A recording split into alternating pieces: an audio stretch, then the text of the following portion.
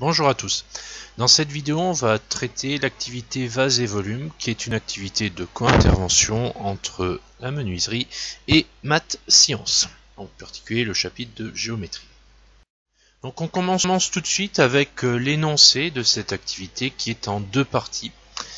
La première partie, c'est une partie de recherche, avec un travail autonome, où il fallait trouver sur internet les différentes figures usuelles, chercher ensuite des objets ayant la forme de ces différentes figures dans l'atelier, avec possibilité de prendre des photos, et ensuite construire un tableau comportant le nom de figure usuelle, une photo illustrative et la formule pour calculer l'air. Et il fallait faire dans un deuxième temps la même chose pour les solides usuels cette fois-ci. Dans une deuxième partie, on a dans l'atelier deux vases. Il va falloir identifier le solide usuel qui correspond à ces vases, relever les dimensions de ces vases, ensuite calculer le volume théorique pour chacun de ces vases, et mesurer avec des éprouvettes graduées un volume d'eau équivalent au volume théorique calculé. Et là, il va falloir avoir une grande confiance en soi et verser l'eau d'un coup dans le vase. Et ensuite en tirer une conclusion. Donc on va voir tout ça. Donc on va regarder les différentes figures qu'on peut trouver dans l'atelier. Donc là par exemple le triangle rectangle, le carré. On a aussi un rectangle, un cercle ou un disque et un triangle isocèle ou équilatéral. On a également les solides usuels. Alors là, on en a trouvé quelques-uns. Celui qu'on connaît tous, le cube, on retrouve assez fréquemment. Mais on en a des plus compliqués aussi, comme celui-ci. Où là, ce qui est intéressant de voir, c'est surtout la partie intérieure qui a la forme d'une pyramide.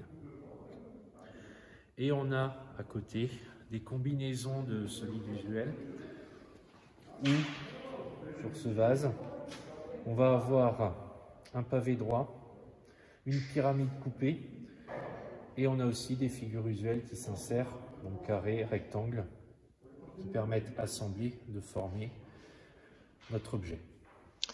Donc à l'issue de cette première partie, on pouvait arriver à une fiche de synthèse de ce genre. Donc par exemple, pour les solides usuels, on va relever le cube, la pyramide, le cylindre, le prisme, le pavé droit, la sphère et le cône, ainsi que leur formule.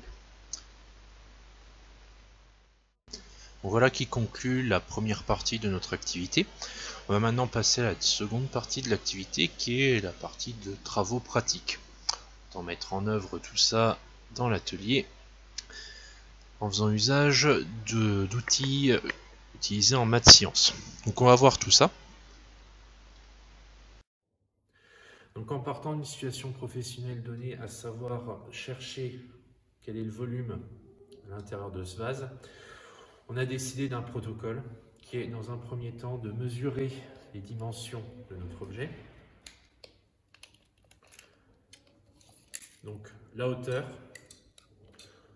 on arrive à du 170 mm et également la base. Donc avec une base de 50 par 50. À partir de ces valeurs, il fallait calculer un volume pour ensuite le mesurer à l'aide d'une éprouvette graduée.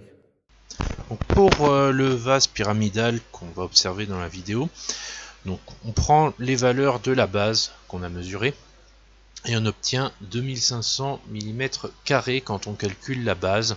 C'est un carré, donc c'est côté fois côté. Ensuite, on sait, vu qu'on l'a cherché en première partie d'activité, que le volume d'une pyramide c'est 1/3 fois l'aire de la base fois la hauteur. La hauteur 170 mm, on l'a mesuré, la base on vient de la calculer, donc 1/3 fois 2500 fois 170, on trouve 141 667 mm3. Une fois qu'on a la valeur en mm3, il ne restait plus qu'à la convertir. Et pour la conversion, il faut 1000 mm3 pour avoir 1 millilitre. Donc ça nous donne 142 ml. On arrondit au-dessus. Et on a notre valeur théorique. Donc on a mesuré les 142 ml, qui est la valeur qu'on avait calculée. Et là maintenant, si on ne s'est pas trompé, on va pouvoir verser d'un coup notre contenant dans l'éprouvette directement dans le vase. Si on ne s'est pas trompé, ça rentre. Si on s'est trompé, ça déborde et on sera mouillé.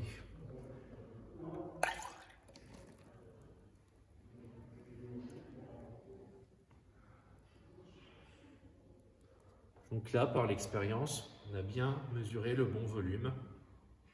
Ça ne déborde pas.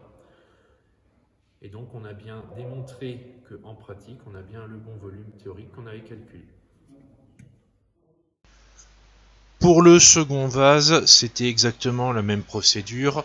Je vous la montre pas en vidéo parce que le vase est extrêmement grand et pas forcément parlant, mais c'est exactement le même principe. On calcule le volume théorique, on le remplit avec le volume qu'on a calculé, on voit que ça rentre et tout va bien. Donc voilà qui conclut cette vidéo. Donc, vous avez des commentaires, n'hésitez pas à les laisser et sinon à bientôt.